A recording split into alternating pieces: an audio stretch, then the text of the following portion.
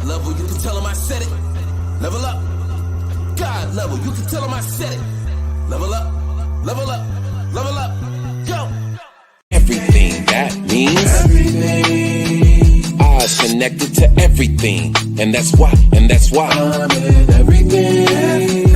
All eyes on me, all eyes on everything. That means everything. Eyes connected to everything. What up, what up, what up? What's going on? What is going on today? Wonderful people in the place to be on this lovely Tuesday. This is Things That People Don't Want to Talk About, presented to you by God Level. And I am your girl, Ivy. Yo, John, as you can see, it's only two of us holding it down today. You know what I'm saying? Yep. What's going on, Mr. Skywalker? Man, doing what it needs to be doing. Yeah. Okay. I heard doing that. what it needs to be doing. The life is doing what it needs to be doing in order to live. So yeah, that's what I'm doing. I'm maintaining. I heard that. Hey, I appreciate you being on here, and thank you if you're tuning in to us today. We're kind of like riffing off of something that's a little bit different, so I'll go ahead and introduce myself. Hello, everybody. I'm your girl, Inattentive Ivy, also Ivy Tanner. You can catch me on TikTok. I am the owner of all of these doggone hamsters, man. You know what I'm saying? I like to talk about mental health, about ADHD, about all kinds of different things that are affecting us mentally in the communities of color. So you can follow me on TikTok. You can also follow me on YouTube. I'm always sharing my personal healing journey, you know, and I'm so glad to be of service here. Mom, sister, friend, former broadcast journalist, and representing right now.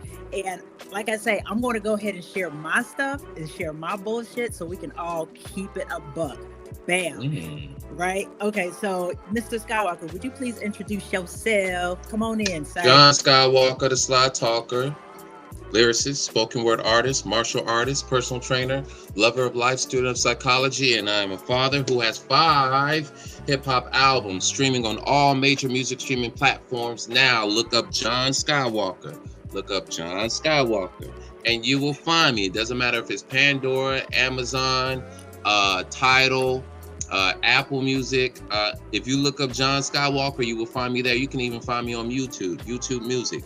Look up John Skywalker, plug in, and just reach out to me at master.johnskywalker is my Instagram, at master.John Skywalker. You can just reach out to me and be like, yo, I listened to the album, man. Props, respect, vibing, lyricism. I respect it. Salute. Yeah, hey, and right now, if you can hear the background music, that is by yours truly, Mr. John Skywalker, the Sly Talker, man. His music is a vibe, so go out there and cop that, you know. Yeah. And I just want to say shout out to all of our panel members who are not with us right now at this time. I mean, people, life be lifing. People have things to do, so they will definitely be on here next week. So this time, we're throwing something completely kind of different into the mix. Didn't even know we were going to talk about this today. We're just freestyling this. Whoop. So that means he gonna have to keep me in some type of containment. I was playing. I appreciate that, but today we're going to talk about something that we hadn't even talked about, that we haven't even really brought up as a conversation. But fear. We're going to talk about fear today. What is fear? I know, right? No, here we go. What is fear? Do you understand where fear comes from? Do you understand your fears? Because people can talk, they can get up here, they can put themselves on social media, they can act one way at work or everything else. But when it really comes down to fears, who wants to talk about what they're truly afraid of? That's being completely and totally naked. You know what I'm saying? So let's dig into it. All right. Oh yeah. By the way, guys, just want to remind you right down below. You see where it's at, all the way down there, further down. Not the number, but that's there for you too. Follow that group. Join that group. If you are looking at this and you are not part of the group, you should be plugging in. We present questions that end up being on the show.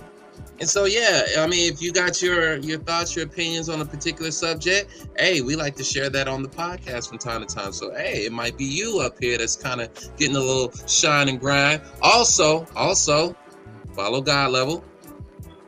on our YouTube page at God Level 102 and like and share this podcast. Definitely. Yeah, Hey, yeah. Maggie, I see you, girl. So Yeah, let's definitely. get into it.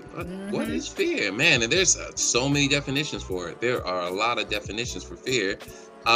What's your take on it, or do you want me to go first? No, you go ahead and go first, because y'all know, everybody, if you're watching, y'all know I talk a lot. So, yeah, go ahead, get into it, bro. All right. Well, like I said, I'm a student of psychology, so I'm going to start off from the psychological angle, and I'm going to say that fear is an emotional response to a perceived threat or a perceived danger, right? It's a built-in survival mechanism, and it triggers a range of physiological responses and behavioral reactions that's going to help an individual cope with the situation, with the potential harm. When you break it down from a physiological perspective, this is going to be increased heart rate. This is going to be heightened senses. Not saying that you get superhuman powers, but I mean, it's close to it. This is where you get that adrenaline rush, that flight or fight, freeze. What's the other one? There's a fourth one. There's a fourth one now. Yeah, it's flight. Yeah. There's a fourth one. Fight or fawn. Yeah. Yeah, there it is. Yep. And this is, these are pathways. These are neural pathways in lieu of resolving the threat. And yeah, it could be irrational and rational. And that's what I got so far. So that's the psychological. When I think about fear, right? So I always wondered about the fight or flight sensation, like the butterflies in your stomach, like the heart racing and all that kind of good stuff, right? And one thing that really just kind of like interests me about what fear is that fear, it used to be like we needed fear. Like we needed fear in order to keep us alive, right? Like back in the day, Paleolithic times when we weren't necessarily the predators out there, it's like we see something that might be hunting us. We needed that fear to go ahead and dial us in and be like, oh, we see something that could potentially kill us or eat us, right? And we needed that fear in order to like get those other things, like to get those natural responses moving. We needed those things to run away from a daggone saber-tooth tiger, right? So we needed those things. But today what happened is because of the fact that we are so industrialized and we don't have a saber-tooth tiger necessarily pursuing us anymore. Now what we have is we have your boss pursuing you with, you know what I'm saying, with like a huge stack of work, or you have, cheaters. Woo. Fear of being cheated on, fear of being manipulated, fear of failure. You could be afraid of anything now because you could just project that fear onto an experience. You can project that fear onto a phenomenon, an event. Man, I'm afraid of planes. Before the invention of a plane, that is not a fear. And so here we are. We're in a culture where new fears are unlocked every day. New fears are unlocked. Oh man, I fear that the barbell on the squat is gonna crush my neck, or if I'm under a leg press, it's all 560 pounds gonna crush my leg.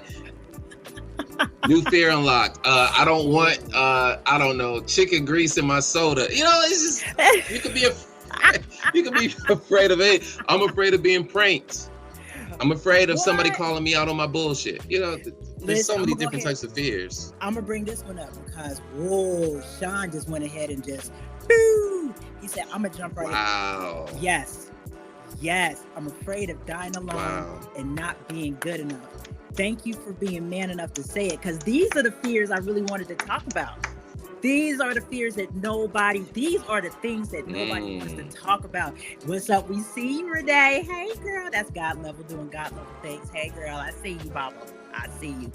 But yeah, let's go ahead and like dig into it, because when you really start thinking about fears, when I had to break down what my fears actually were, I realized that for so many years, I was so disconnected from myself. I really didn't know what I was afraid of. Like I would be able to say, oh yeah, I'm afraid of heights. Oh yeah, or I'm afraid of, like, I'm aquaphobic. I don't know how to swim, right? But but when I finally started to come to myself, I realized I am so afraid of the things that I cannot control. I am afraid of, I'm also afraid of dying alone, you know? I'm afraid of, I am afraid, I was just talking about this before we even came on. I'm going to be 50 in 2 years. I am so scared of dying and not making an indelible mark on this world. Like not being able to contribute to something that is bigger than myself. I'm afraid of living a life that is living a life that's self-centered enough that I don't even understand. I never knew how to truly connect with people. Ooh. You know? Yeah. I mean, but my brain runs differently. You know what I'm saying? So I've been afraid of that. For a long time, I've even been afraid of myself and didn't even know it. Afraid of the responses that I was having because I didn't know where they were coming from. So yeah, those are the fears I want to talk about. Man, this conversation over here is really like Maggie and Sean. Thank you, man. Because yeah, afraid of a reaction to a situation I'm not able to control. That was the biggest one.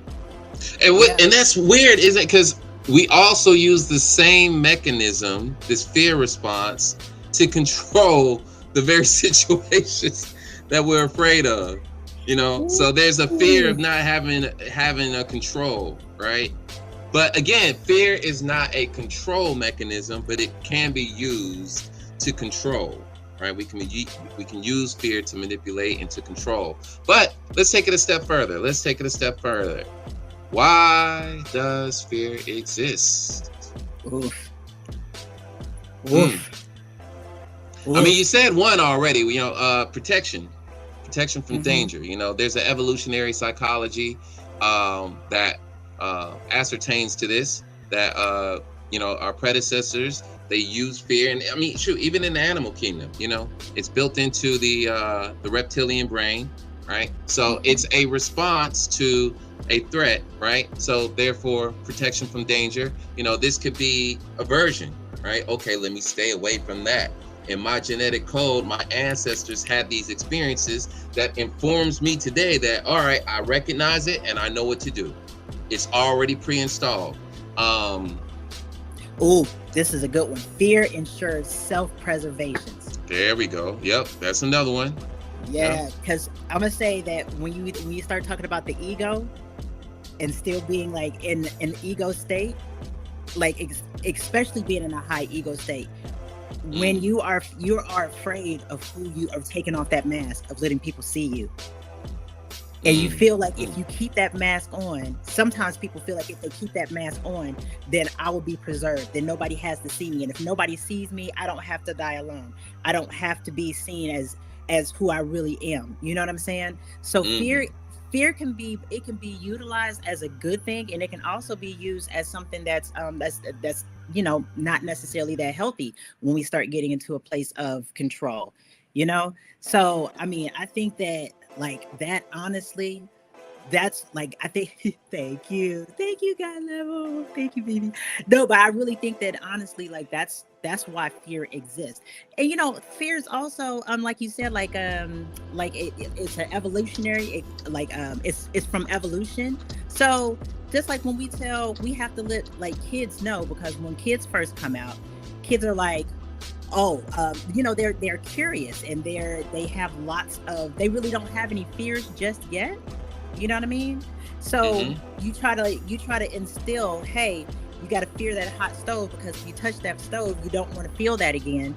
So then they become afraid of the stove instead of being afraid of what it is that they get from the stove. Do you understand what I'm saying? Does that make any sense? I hope that, yeah, fear can be the result of a traumatic experience. That is so very true, love. Sean, thank you very much. Well, I don't know the result, but we do respond, right? But it's in the same realm. But all right, when we're talking about something that's traumatic, this is us responding to the traumatic experience with fear, right? So there is an opportunity, though, as it relates to trauma and fear. There is an opportunity for growth and development. We've been talking about fear so far from a very, organismic, a very physical space, right? But there is a spiritual relevance for fear as well. Again, growth and transformation. You know, there's a lot of spiritual traditions that view fear as an opportunity for you to break past that barrier, right? It's a catalyst even to make us lean in and say, okay, what is here? You know, and then there's typically some level of ignorance involved with that, right? And then there's a balance. There's a balance of duality. So there's a spiritual significance for fear as well. Yeah. Hey, look at that. Look what we got in here. Mr. King Newborn. Oh, wow. Okay. Yeah, he just popped in. Peace, Thank you so peace. much, King. Hey, what's going on? You want to introduce yourself as we're talking about fear today? I'm scared. I'm nervous. Peace, peace, peace. It's King Newborn. You can follow me on all social media platforms at Newborn Everything. And as always, I'm going to keep on saying it. I am that I am for the community, for my people, family, and friends, and to this beautiful cast member of this podcast. Shout out to God Level for putting this together. Things that people don't want to talk about. I'm here. Peace, peace, peace. Thank you. Thank you for coming on. Well, listen, we've already talked about, thank you for coming in, King Newborn. We've been talking about and exploring fear, right? What is fear and why does fear exist? And, you know, just kind of looking at it from a healthy standpoint, a psychological standpoint, you know, looking at it from why is fear kind of introduced from a not so healthy standpoint, you know?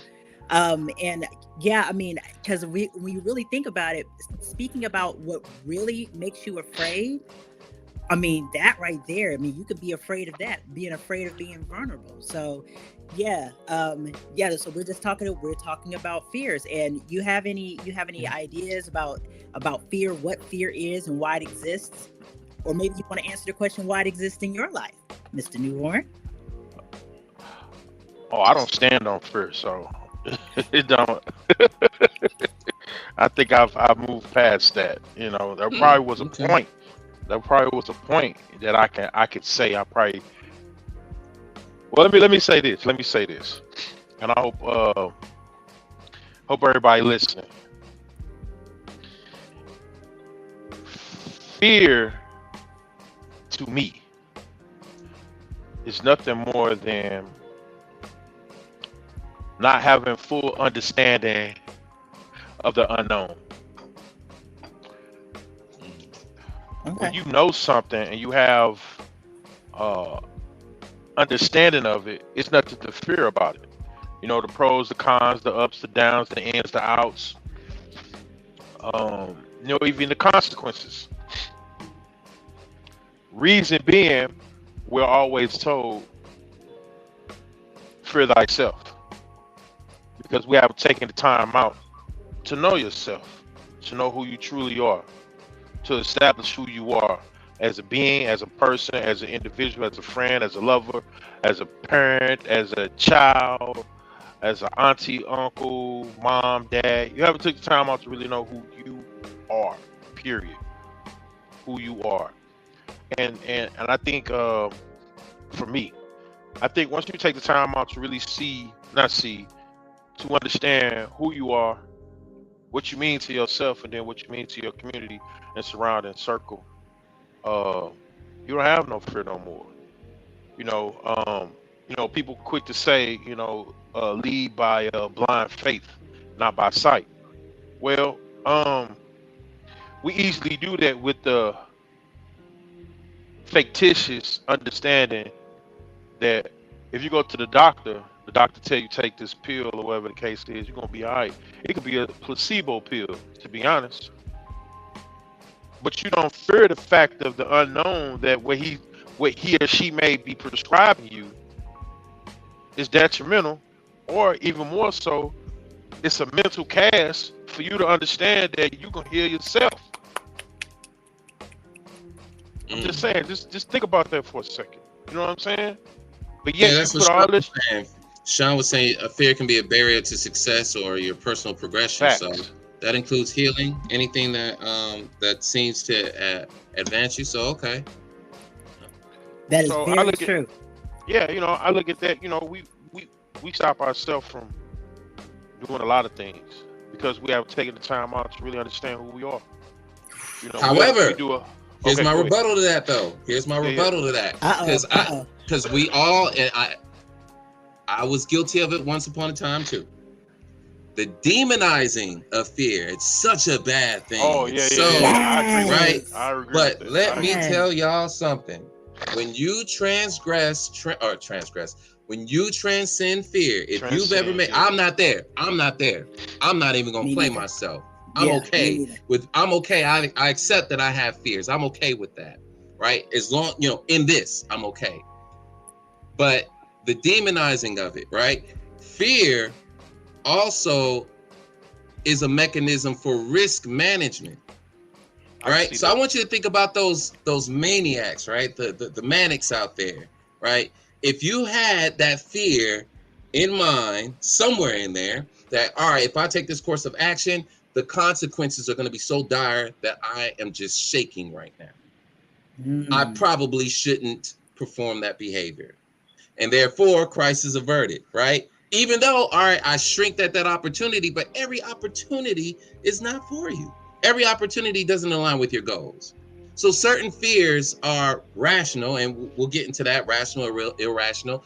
Certain fears are goal-oriented or even rational. Okay, I should fear that this car is going to hit me, right? Now, I know our dear Saba would say, well, you don't have to fear that. That could just be a logical deduction, right? But again, if somebody else is experiencing the fear and I am compassionate or empathetic with that person, you can't help that person if you don't understand fear yourself. So the empathy comes from the understanding of what fear is doing to that individual. And so I can't just simply give them the commands to get out that fear. I got to level with you at some point. I got to come down to your level with that fear so I can let you know, hey, I'm here with you. I'm not, some elitist that's telling you, get up out that fear. I'm not just commanding you. I'm here with you to bring you out that fear and into but that's if that's your will. That's if that's your will, right? So I think fear can also be a tool for risk management. Yeah, so my kid, and I call them my kid now because my kid just admitted to me yesterday that they think they are trans, right? My kid is only 10.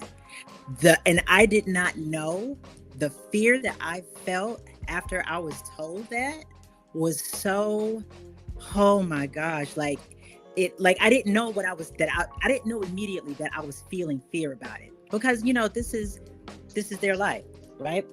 And I thought about all the judgment, the judgment that they are going to get. I thought about all of the questions that I could possibly get as their mother. I thought about how are they going to be seen getting older, what are the roadblocks going to be, and those fears are things that I couldn't control. If I had not taken a second to realize that I was dealing with my own fears, I could have passed all of that on to them. You know what I'm saying? In that second.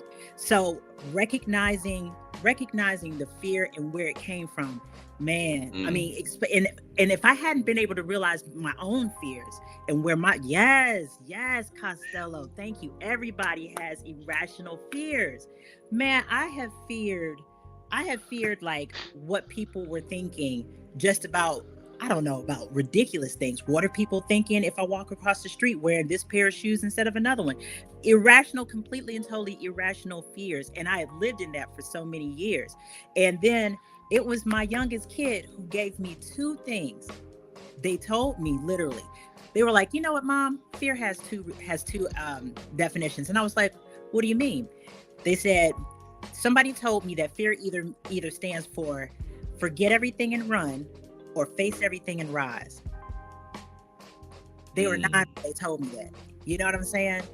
And from that moment on, the irrationality of the things that I have been fearing just let me know that I got to use that simple. It sounds simple, but it's not really that simple.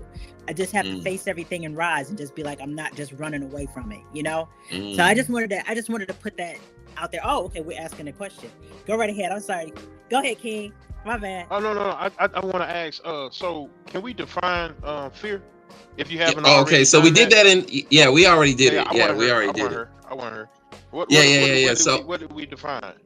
yeah, so basically we were saying that fear from a I defined it from a psychological perspective because we're dealing in the real world. So we talked about fear as an emotional response to a perceived threat or danger. Um, it's a survival mechanism that triggers Fight, uh, a, flight, yeah, the physiological and the behavioral reactions, the fight, flight, freeze, or or fawn. fawn. Okay, Yep. okay.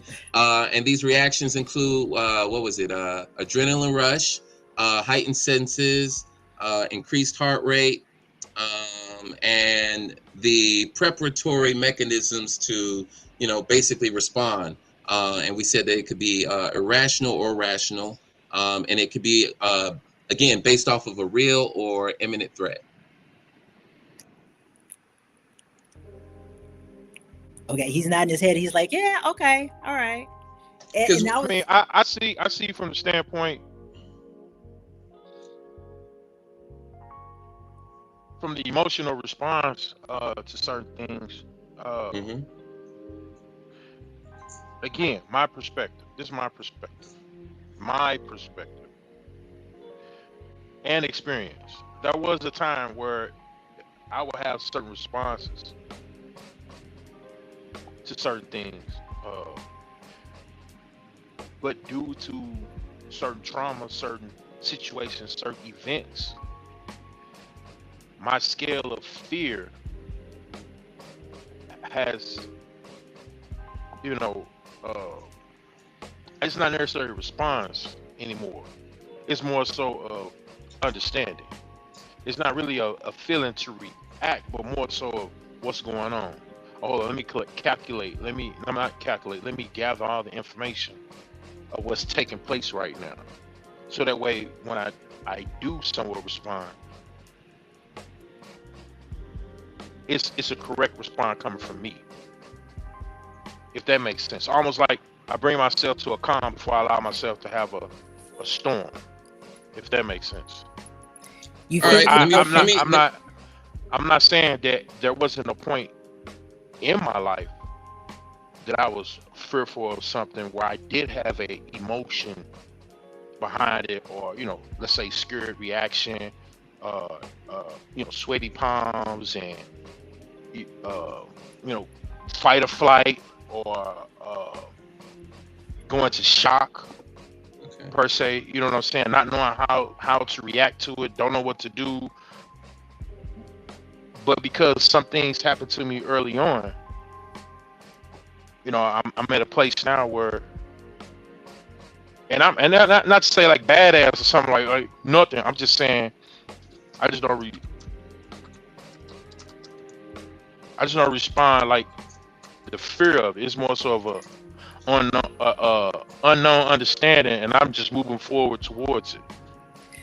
So let me Okay, give you a scenario. You're driving in your truck and a truck veers off the road and comes towards you. So you're not scared. It's coming straight at you. You're not scared. Okay, I'll give you an example with what you just said. When my truck rolled on me and the ground gave away, it wasn't necessarily a fear thing. I was mad that I couldn't do shit. Excuse my language. I was mad that I couldn't do nothing. Like when my truck rolled, well, the trailer rolled, the truck went straight up in the air. The whole entire time, I'm still trying to push the brakes as if I could prevent it. Mhm. You understand what I'm saying? Now, of course, chemical response. You get a little adrenaline, because I'm actually kind of mad I couldn't stop it from happening. But once it was all said and done, I was like, man, I know it was a way I could have prevented that. I know it was some type of way I could have stopped that situation from happening. I give you another case in point. I didn't necessarily have a truck come at me, but I had a tractor tire, which is 22.5 inches, bounce and come my way. I cut over and cut back. You know what I'm saying? And that tire could have killed me, John. You know what I'm saying? could have came through the windshield and took me out. So I'm just saying up to this point, this day, present time, right now, scenario or not a scenario, I'm just saying I don't respond the same the way I used to. This coming from a person that's been pulled from a burning car. This coming from a person that's been shot at multiple times. This, so my interaction to what? Go ahead. No, well, correct me if I'm wrong, because I was just going to expound on it, right? So, on this program, I talk a lot about my experience in 12-step programs, and I'm going through a program that speaks on emotional sobriety, right? And in emotional sobriety, what they teach you is have the emotion, have the fear, have the anger, have the passion, have the joy, have the love, have the guilt, have the shame. But the question is what do you do with it? So Yes. the question, so it sounds like you've gotten to a place of emotional sobriety where they tell people who are in 12-step programs that, you need to get to, which is you have your feeling, you deal with it rationally, almost to the point where when the feeling comes over you, you don't completely go to the left or to the right with whatever your response is. What he's saying. Almost, yes. Sean said it. Yeah. Yes. Fear response is different. It's still a response. It's just a different response. It's a bit more control. And again, this is why I say we don't want to demonize it.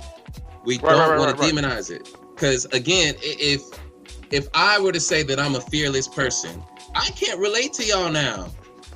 Because if you tell me, oh, I'm fearless, John, I'm like, all right, cool. You got that. I can't relate to you. We're done. We're done here. Because if I'm afraid, I can't count on your fear response. You transcended it. You won. You beat the game.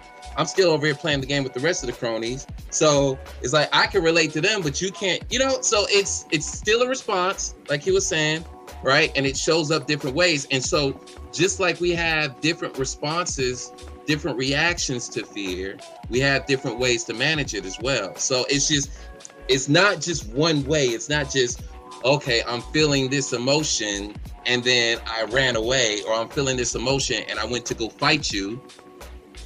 There's different ways, or, I'm hiding now. I'm hiding from the threat. I'm hiding from the opportunity. There's more options. Hiding can take the form in a lot of ways. So it just sounds like your fear response is different. But this is also why I think this question is even more relevant, right? Because I'm not that confident to say that I've overcome fear. I'm not there yet. Because there's unconscious fear. There's the fear that I haven't even unpacked yet. Come on, man. And so it kind of crosses over into, well, where did your fear come from in the first place? So is fear, and this will be a later question, is fear learned or is it genetic? Or it could be a combination of both. Or it could be programmed into you, because that's what Sean said. Again, Sean, you are on fire, man. Come through.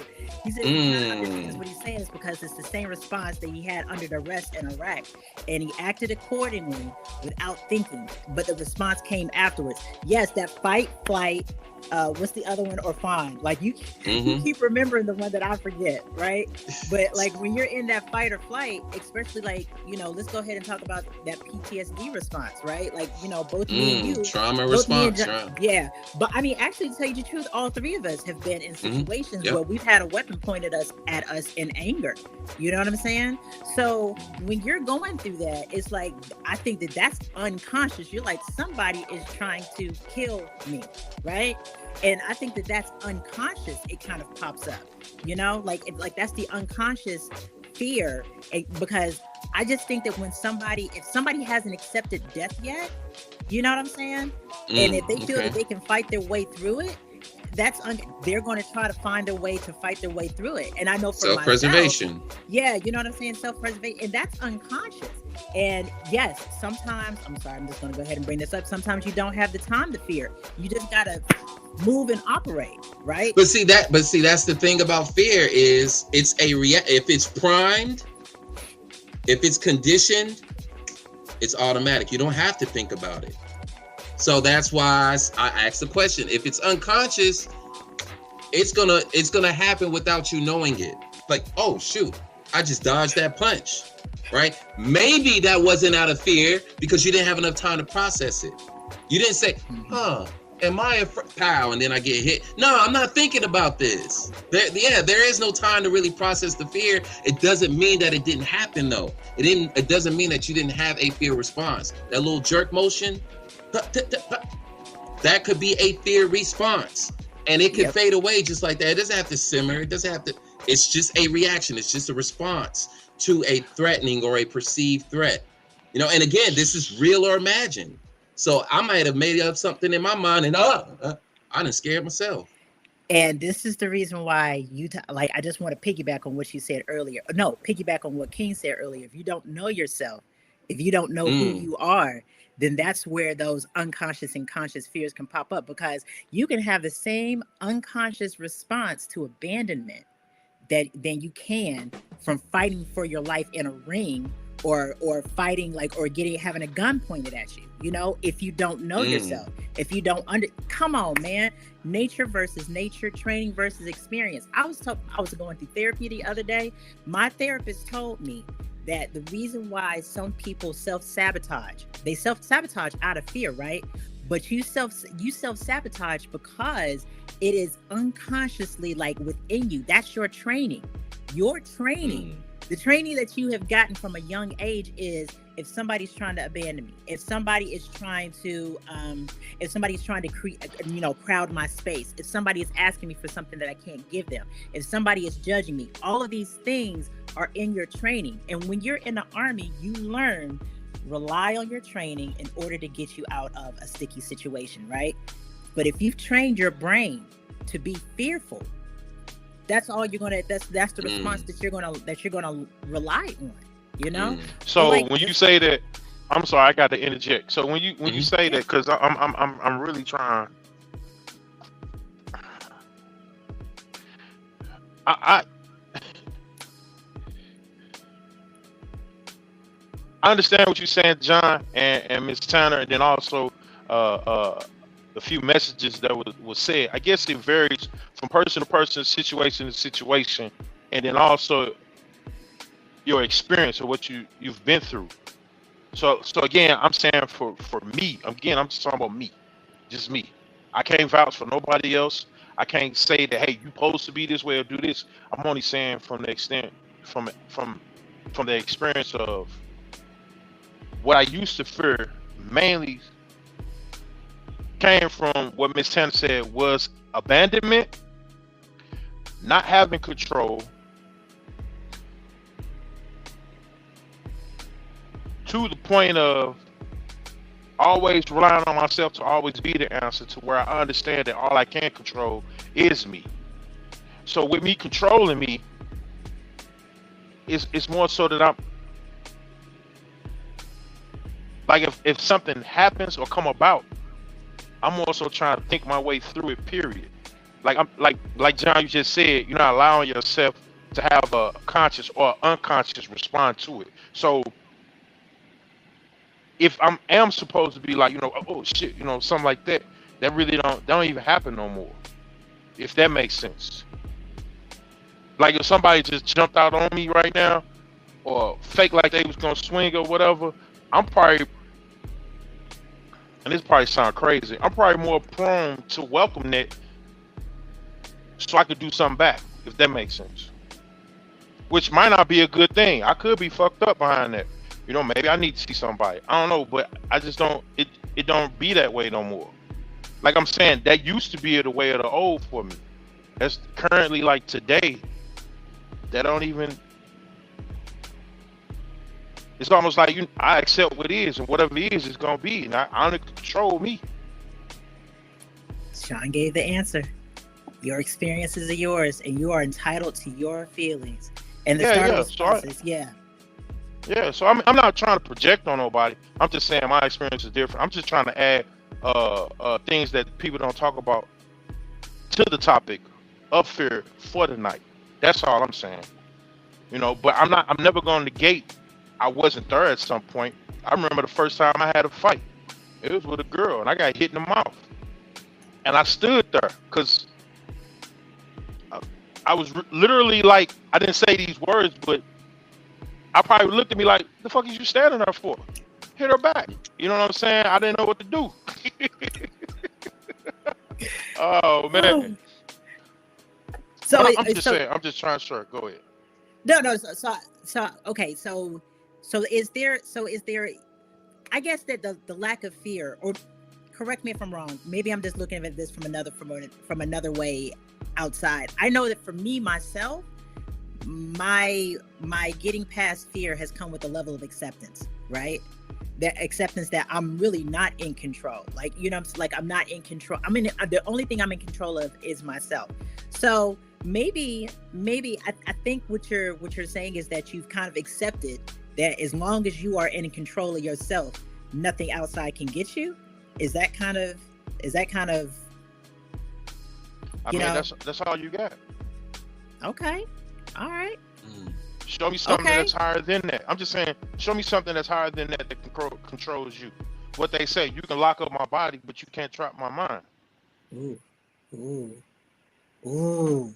And as long as you start moving into a place of acceptance, then nothing can startle you. Nothing can rattle you. The more that you master and know yourself. Nah, I'm not trying to put it to. All I'm saying is, as of today, right now, as we speak, my experience to what was that I was fearful of, it don't exist no more. Okay. That's what I'm saying. And I've been in some situations to where I'm looking back, you stupid and dumb for even being there. You shouldn't have. You understand what I'm saying?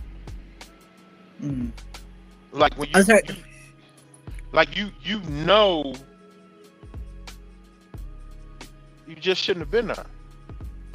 And you was there as if it's supposed to be normal. Like it's okay. Like it's cool or something. And it's not. You know, I can see that. I can rock with you on that. If am I don't know if I'm yeah. Sean said it right. It says it looks like maturity. Cause you know, it's funny that you say that, because I agree with you, where you kind of look at things and been like, and you can look at stuff and be like, man, why was I even there in the first place, right?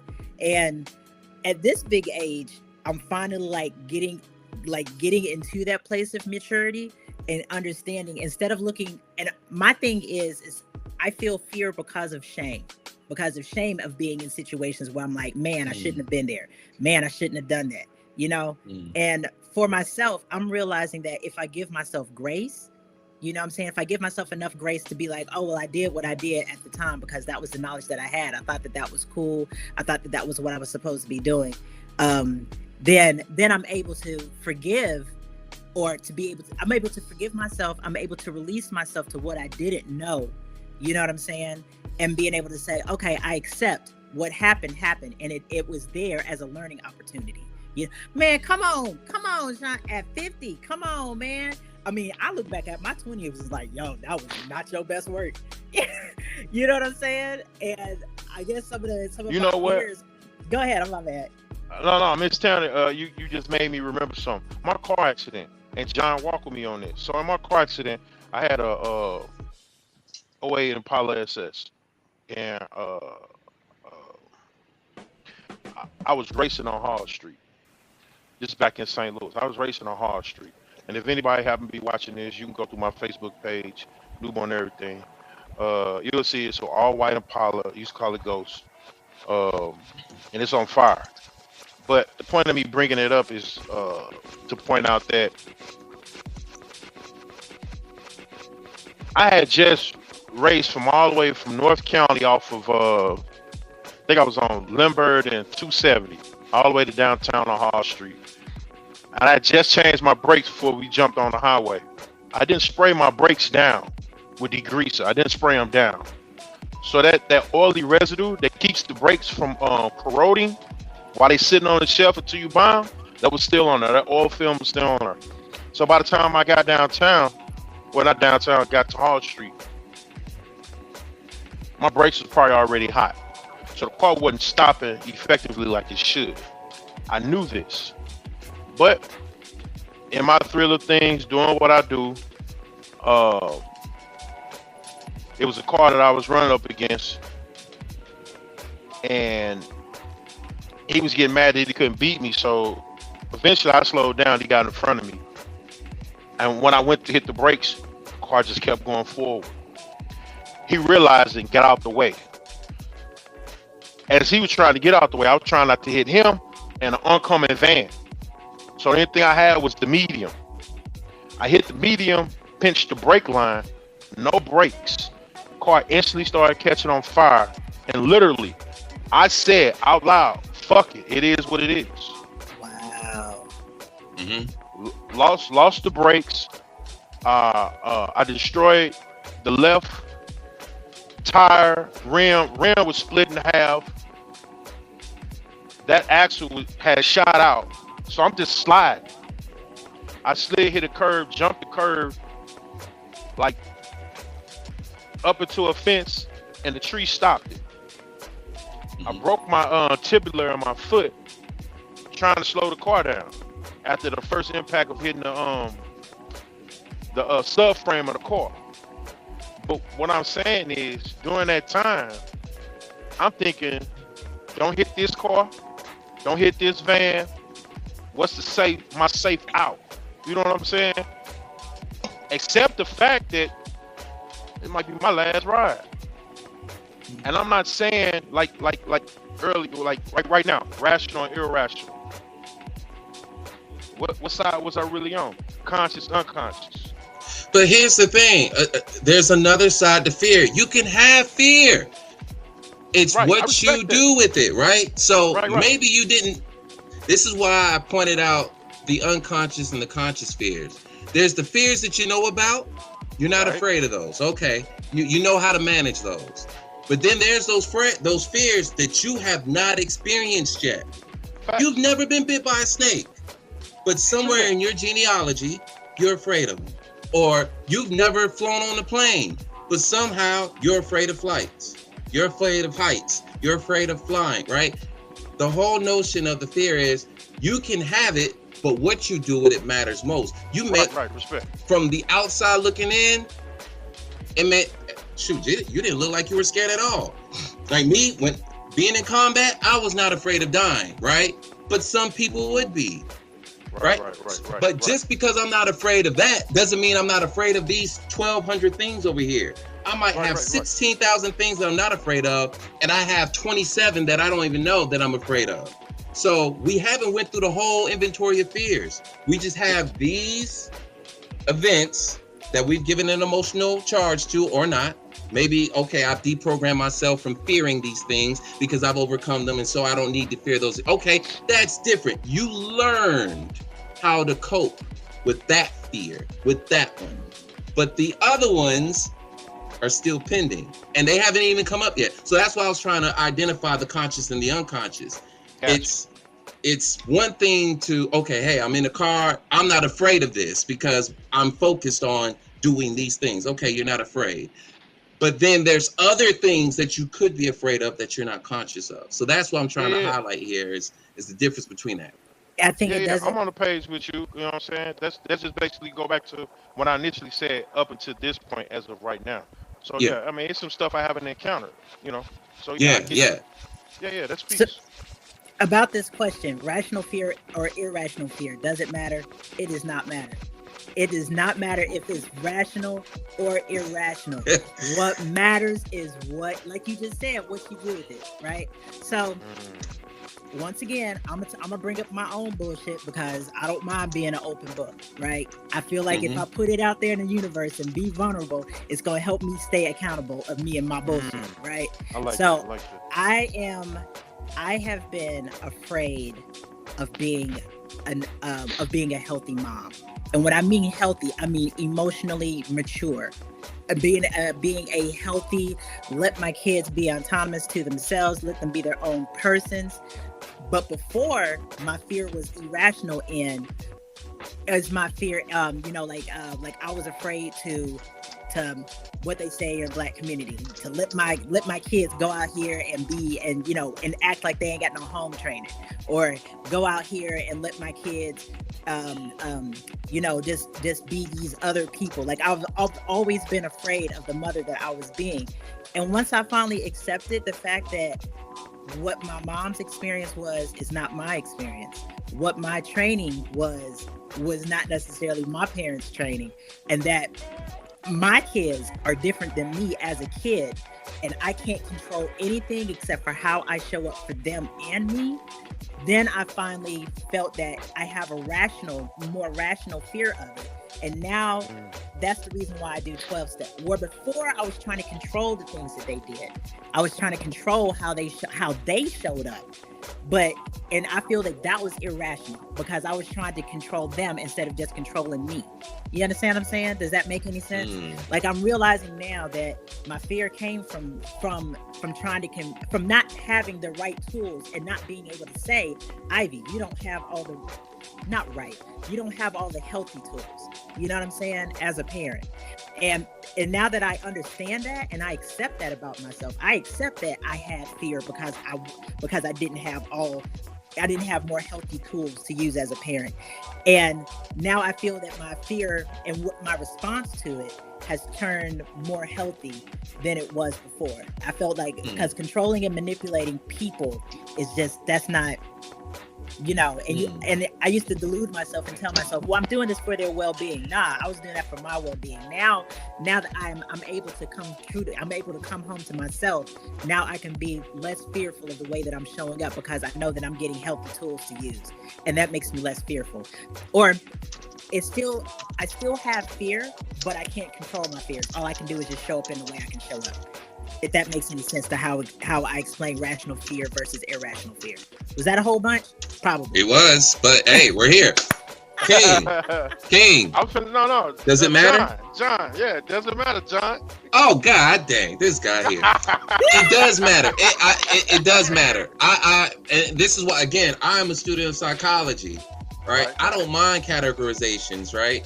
As long as they're well put. And I say it matters because, for example, phobias. Phobias are typically the irrational fear. So it's the arachnophobia. It's the fear of dogs, the fear of blood, the fear of flowers, the fear of snow, the fear of the number 13, the fear of vomiting, the fear of darkness, the fear of night, the fear of being in the dark, right?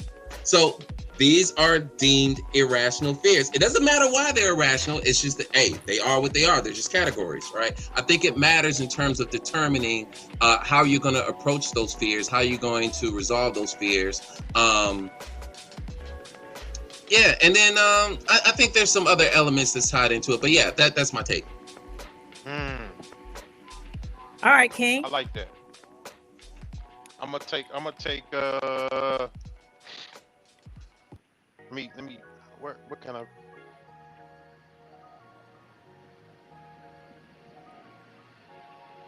I'm gonna take the take where you just say snake and spiders. There, I'm gonna use that one.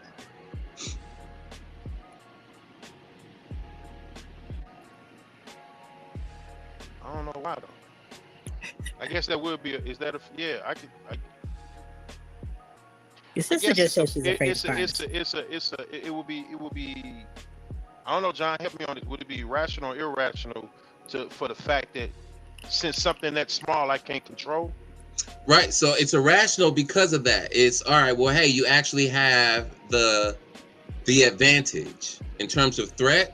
You actually have the advantage because you're bigger and you actually have more tools to defend yourself than that creature right there. And I mean, again, you could see a snake and be like, oh, okay, I'm not going over there. Right.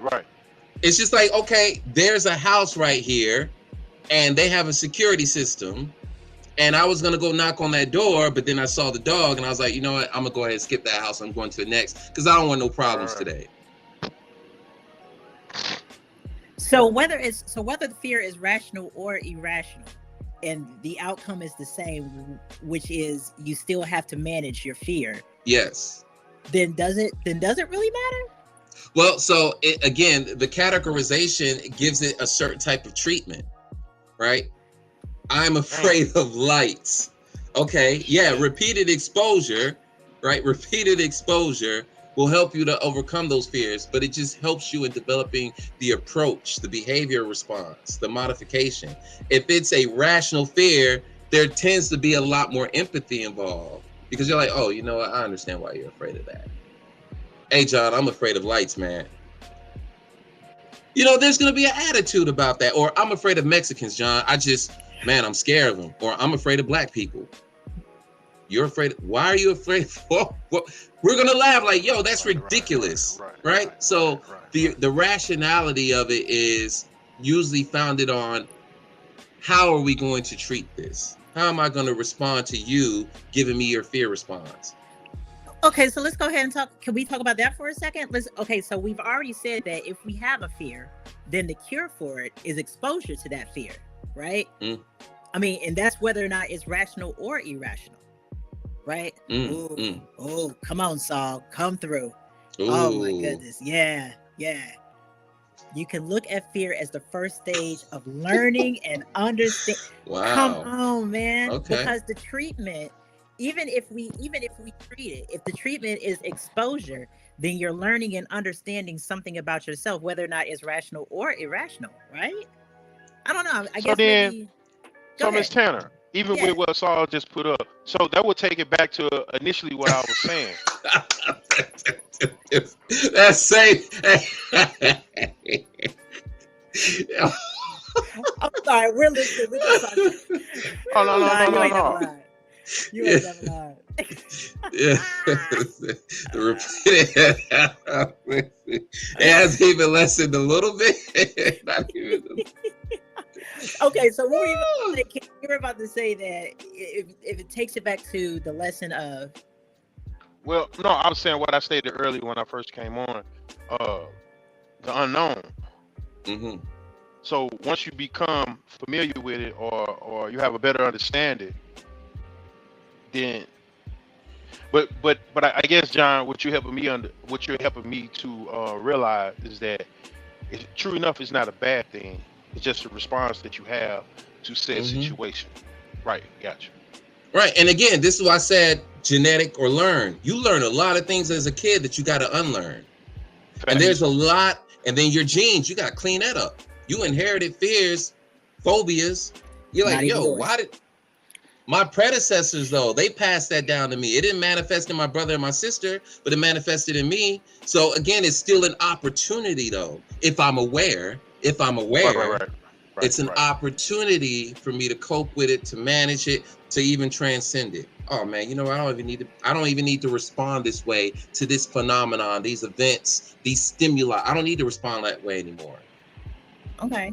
So if you realize so we always talk about the solution here, right? We always talk about the solution. So the first solution that we came up with is that, well, except for Sean in the case of spiders, is repeated exposure, right? I see you. Okay, so what is another, if it's not just exposure, then what is another, like solution to fear? Oh, okay, come on, Saul, because Saul said how we define life can lead to fear, all because of lack of understanding. Mm-hmm. That is so. When we talk about that's what King was saying. Yeah, that's what King was saying. Yeah, but go ahead. Yeah. No, like when you have an irrational, like what people are like, I'm afraid of Spanish people, or I'm afraid of Black people, right? I've realized that within that, it's because of the fact that we don't understand. You know what I'm saying? We haven't. Oh my goodness, my family therapist used to always say, when it comes to any interpersonal relationships, instead of being defensive, be curious, right? Be curious. So when it comes to, if you start off with a place where you can be curious and you can be like, okay, I'm afraid of spiders. Let me be curious and see, why is it that I'm afraid of spiders? What is it that spiders can do to me? Okay, spiders can bite me, they can poison me. Can I die from a spider? What kind of spider? Like, you know what I'm saying? Like getting that understanding and being curious, right? Oh, look, there it goes. Yeah. What are some steps we can take to confront or manage our fears? So the first one was exposure. The second one is understanding. What's another one? Brother Diamond used to always say, the opposite of fear is love. Go ahead, brothers. Go ahead, because I know y'all get. I was going to go into in another direction, but yeah, that's a good one too. I was going to say some deep breathing, some mindfulness and meditation. We did say be curious, right? So learn about the fear, study it, educate yourself on it, because that knowledge and that understanding can reduce the fear and the anxiety that's associated with it. Sometimes it's because we don't feel competent enough to manage the fear. So maybe you need to develop your skill set. Maybe you need to develop your self-confidence in other areas and translate that self-confidence into this fear. All right, I don't have enough confidence to take on this fear right now. So let me do some side missions, build up my experience points, and then boom, now I'm ready. I'm ready for the boss now. So pretty much just develop a callus. Well, maybe a little bit, yeah. Yeah, because you just, you sharpening your skills, but you're really just trying to get more tough. Maybe not so much as so tough, but when I say tough, I'm not talking about. I'm just saying resilient. Okay, yeah, I was gonna say. I'll resilient. take that. Yeah. I'm resilient. Yeah, I see what you're saying. So my son today, right? It's not gonna be a big story, I promise you. So my son today was telling me about his fear of doing a new job, right? And we were kind of like workshopping that and trying to understand, like, why is it that you have fear of starting a new job? And I can tell you, with people who are neurodivergent, a lot of times the fear has always been me. My fear is me. And I used to look at my brain and like kind of describe it as this separate entity, like, oh, my ADHD brain, because I might do this and I'm not sure what my ADHD brain is going to do. And I started to tell him, I'm like, once I started to know myself and realize how I work with my brain, I'm not looking at it as it's a liability anymore. I'm now looking at it like, this is a part of who I am and this is how I show up. And these are the things that I have to do in order to address my fears, in order to know me, in order to not be afraid of myself. And like you said, gain that confidence, right? Because the more I know about myself and the more that I hack the things that I do that sometimes can be not necessarily so healthy, the more I start to trust myself. Oh, come on, Saul. Okay, I stubbed my toe. The rest of the day is going to be dreadful. Giving ourselves a fake reason to fear. Spiders look creepy. Another false identification. Our choice, come on, man. Our choice of words, whether inner or outer, help us either fall into fear or grow into faith and understanding. And that's how love drives out fear.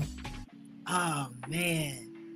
Let's see, and we shouldn't talk about spiders because I still have a fear of spiders. I can kill some. But listen, there are some dangerous spiders out there, right? So even if you study, sometimes the being curious, sometimes you're like, man, I did not need to know that.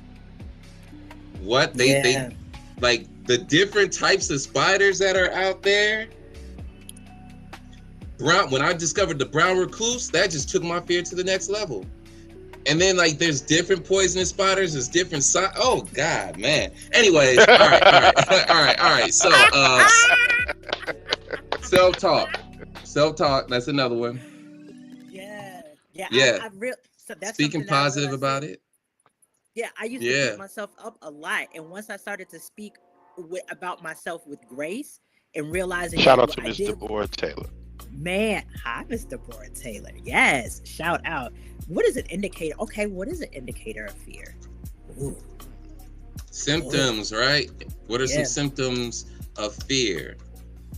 When you hurt your arm. Yeah, the goose pimples. Yeah, man. Oh my gosh. When all that hurt just stand all the way up. Yeah, it's definitely an indicator. What they say, my antennas. My spidey senses. I guess we should stop talking about spiders, huh? Right, but look, that one right there, hey, that's a nice indicator, right? My alarm is going off. I'm hyper vigilant because my senses are heightened, like a fear. Fear will do that to you, like, oh, okay, I'm dialed in, my eyes are open. My senses are open. Like, I need to collect this information so I can figure out what to do, right? Fidgeting, restlessness. If you're avoiding is a big one because there is a flight response, right?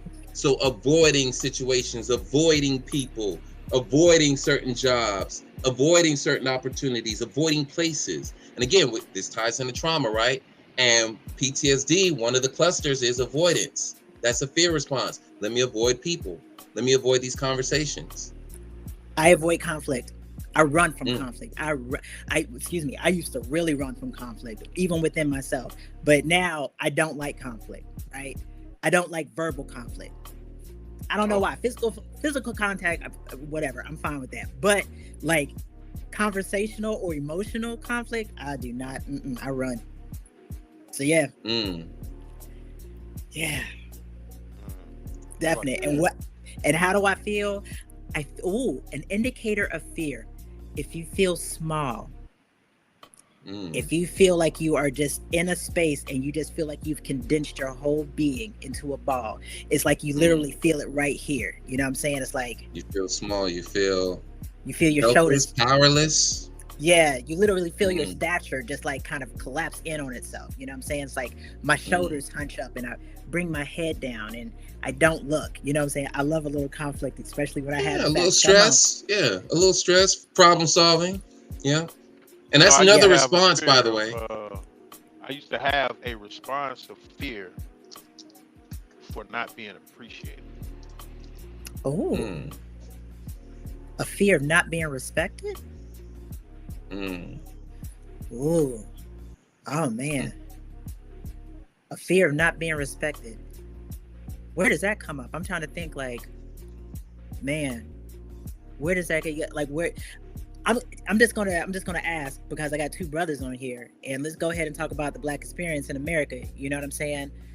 Is that like a common Black man theme, a fear of not being respected or not being appreciated?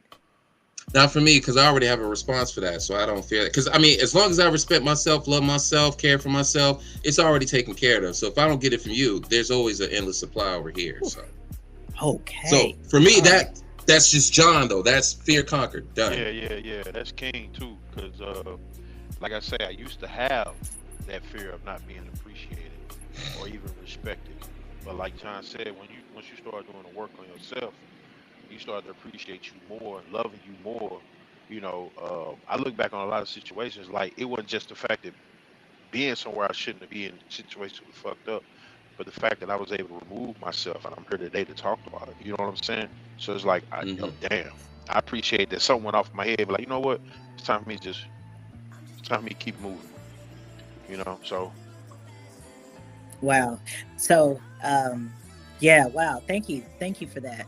Because I mean, Go ahead. I was gonna say closing thoughts so that we can wrap it up. Any more other steps that we can take to confront and manage our fears? Not be afraid to look stupid while you're confronting them. You know what I'm saying? I'll speak once again for myself.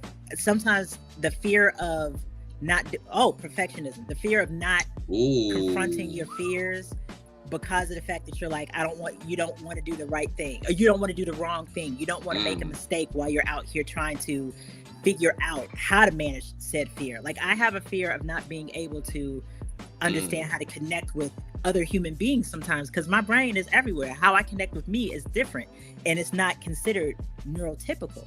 So I have a fear of trying to connect with people and looking dumb or looking or being so vulnerable that people are like, oh, she's thirsty, or you know what I'm saying, or she's just or she doesn't know how to talk to people, or things of that sort. So for me, mine have been getting past that fear of perfectionism.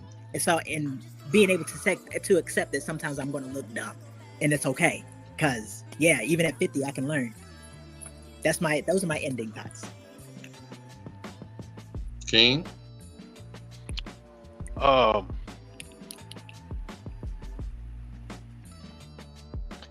gonna say a couple things real fast. So just from this show, I just learned the fear of acknowledging the fear that that is a fear. That's a fear within itself. Thank you for that, John. But I don't have to stay in it. So it's not a negative, it's an acknowledgement. Once it's acknowledged, what I do with this information. So I'm back to where I'm gonna bring it back to an understanding and peace. Once I get my understanding and my peace, I'm able to move on. So that's temporary. So since it's temporary, it really don't serve me a purpose. So John just helped me to make my own self-evaluation within this podcast, because like we say, it's things that people don't talk about. So with that being said, I say to each and every one of y'all, keep tuning in, keep sharing your comments, like and share this podcast, share it with family, friends, and keep joining us. Help us continue to grow so we can overcome the fear of trusting each other with conversations like this, so we can grow, develop, and be better for our community, our home fronts, family and friends, loved ones, and our circle of trust. I like that. John? Man, there's so many angles. I'm a strong proponent of cognitive behavioral therapy. If you want to take this to your therapist, if it's that serious and it's a phobia and it's really hindering your progress, your life, if it's really causing dysfunction in areas where you could really be thriving, social relationships, your career, right? Your parenting practices, cognitive behavioral therapist, because it's all about challenging those negative thoughts. If you have a fear, you also have thoughts that correlate with that fear. So I would push for that. I like what Sean said here about relying on our faith-based systems and our support systems, because taking a strength-based approach, these are my strengths, these are my supports in helping me overcome this fear and in helping me manage this fear. Of course, the more obvious one is self-reflection, introspection. Maturity is being authentic enough to acknowledge that, I have these known fears. It's not about fearing the unknown, because, what am I fearing? I'm fearing what I don't know. I don't know. So what am I fearing? I don't know it. You usually fear the things that you know, and you think that you don't know it, but you know it. So that's the unknown. It's actually something that you fear. You're just projecting the known into the unknown and saying, I fear the unknown. So taking an inventory, reflecting and saying, all right, these are the things that I'm afraid of. This is why I'm afraid of them. So that's journaling right there, right? But also putting a plan to those fears. Like, do these fears align with rationality or irrationality? If these are irrational fears, I think I need to take care of those first. And then I need to take care of the rational fears. And the formulate plan, again, if you're aware of the fears, that's why we said, hey, are there conscious fears? Unconscious fears. The ones that I'm conscious of, I can do something about them if I want to. If these fears aren't hampering my life, okay, hey, I can leave those alone. What's the probability of those fears coming up? Evaluate that too. I think that's very important. What's the probability of your fear actually manifesting? What's the fear? Hey man, I fear falling off my bike. What's the probability, if you're skilled enough and practiced enough, of you falling off your bike? Right? I fear getting in a car crash. Are you a defensive driver? Oh, you're not? Okay, I can understand your fear then. You should probably take some defensive driver classes, right? So look at your fear as a problem that can be solved. It's a solvable problem. You just got to garner those resources. So that's what I got. It's basically like, be curious, right? Yeah. Learn. Oh man, yeah, I like that. Yeah, being curious. Except for them spiders, man, because dang, the more I learned about spiders, I like, God dang, how is exposure? I'm doing good though, because I can let, me and the wife, we let a few spiders hang out in here. Sometimes the nets come in and it's like, all right, I'm gonna let you live. You get to stay here for another 3 months, but don't you get too big, because that shoe coming out, if you look too noticeable, I'm killing you. I'm sorry, but we all can't live here and be that big. I'm the big. I'm the big one up in here. I'm the big one up, and you can't be bigger. See, now I'm gonna have some dreams about this now, man. Sean said he is never coming back to the podcast. I'm sorry, man. I'm here with you, Sean. I'm here with you. Something, I should wear a spider suit in your honor. Dang, we just triggering this man. I'm sorry, this is a safe space, man. We're not supposed to be triggering you like that. Oh, you good? Okay, you say you good. He forgives us. Hey, y'all, thank you seriously. Thank you I want to thank you, Master John Skywalker. I want to thank you, King Newborn. Yes, sir. Thank you for Thank you. everybody who viewed today, man. Listen, like seriously, we appreciate each and every one of y'all, like for real. When you come in and support and we talk about these things together, because at the end of all of this, we do this so as a community, as a people, we can talk about things that other people don't talk about, and we can heal. You know, James Baldwin always said, you can't change until you confront things, right? But you can't even, like, if you don't even confront them, then there's no change. And I know I'm messing up the quote, but it was like basically, you know what I'm saying? Something like that. Yeah, something like that. Basically, you have to, like, yeah. Hey, Saul, we thank you for coming in too. Once again, thank you for tuning in. Go ahead and go to Things That People Don't Want to Talk About on Facebook and subscribe. Be a part of the part of the conversation. We might end up bringing your quote up in here, and we thank you. Thank you once again. We'll be back next week. So, John. Thank you, Ms. Taylor. Yeah, we're gonna be My talking bad. about boundaries. We're talking about Yo. boundaries next week, y'all. Come on, man. Yeah, we were supposed to Hold do on, it today, but it's okay. We did a freestyle. What's up, King? Yeah, real quick. I just want to say thank you to Ms. Taylor, because she's been following us for a little bit over a year, and this was the first time she chimed in. So that's love. Yeah, that's the Thank first time she you. chimed in. Yeah. Yeah, salutes to her. Salutes to her. Yeah. Yeah, thank you. Once again, thank you guys, everybody. And we will catch you next week where we'll start talking about boundaries. What are boundaries here for? How are they implemented? And are boundaries to control other people, or are they to control yourself? Let's get into it next week. John, you got me? Yeah. Salute. Everything that